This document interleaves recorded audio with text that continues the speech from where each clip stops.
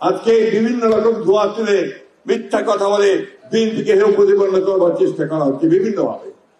আমি খুব স্পষ্টভাবে বলতে চাই যে আজকে আমাদের বন্ধু, আমাদের সহকর্মী, আমাদের ছাত্র, আমাদের সন্তান হাদির উপরে আক্রমণ হয়েছে। আমরা তীব্র নিন্দা জানিয়েছি।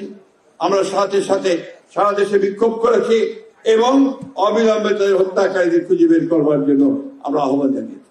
হত্যাকারীকে চিহ্নিত করা হয়েছে, আক্রমণকারীকে চিহ্নিত করা হয়েছে, হত্যার চেষ্টা যে করেছিল চিহ্নিত করা হয়েছে। দেখা গেছে যে সে হচ্ছে আওয়ামী লীগের একজন খুনি, আওয়ামী লীগের একজন সন্ত্রাস।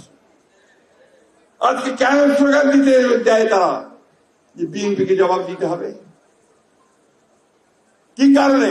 উদ্দেশ্য একটাই যে বিএনপিকে তারা একটা হীন উদ্দেশ্যে চিহ্নিত করতে চায়। বন্ধুগণ, আজকে আমাদের নজরুল ইসলাম খান সাহেব অত্যন্ত সুন্দর করে বলেছেন যে আমরা গর্বিত যে আমরা বিএনপি করি, আমরা গর্বিত যে আমরা শহীদ প্রেসিডেন্ট জিয়া রহমানের কথা শুনে তার ইঙ্গিতে আমরা যুদ্ধ করতে নেমেছিলাম।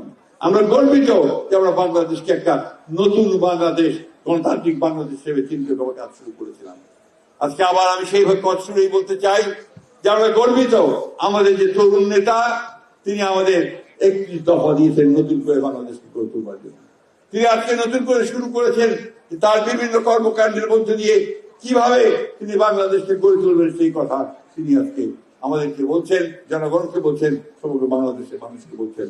আমরা সেই আশায়, সেই স্বপ্নে আছি। একটা কথা আজকে বলতে চাই, 24শে জুলাইয়ের যোদ্ধা যারা আছে তাদের অনেকের মধ্যে শঙ্কা আছে যে এই অন্তর্বর্তীকালীন সরকারের পরে নতুন সরকার আসলে তখন তাদের নিরাপত্তার কি ব্যবস্থা হবে।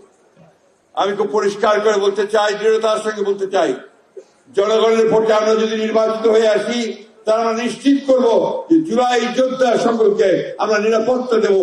ইনশাআল্লাহ তাদেরকে আমরা কোন রকম অনিরাপত্তার দিকে ঢুকে দেবো না।